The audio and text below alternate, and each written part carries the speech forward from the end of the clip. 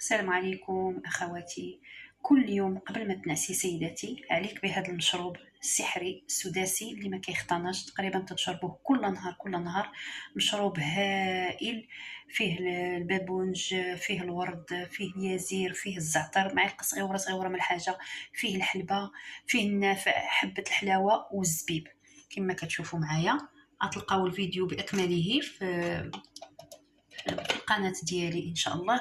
هذا المشروب راه كينفع بزاف الامراض، منها القولون العصبي، منها المعده، كيفتح الشهيه، كيقاد الهرمونات في الجسم، كيحيد الغازات من الامعاء. مشروب سحري سحري بكل ما في الكلمه من معنى. حاولوا تشربوه يوميا، راه تيجي هائل جدا جدا جدا. وبعدو شويه على الادويه وغتلقاو عليه الراحه ان شاء الله. دمتم في رعايه الله. الى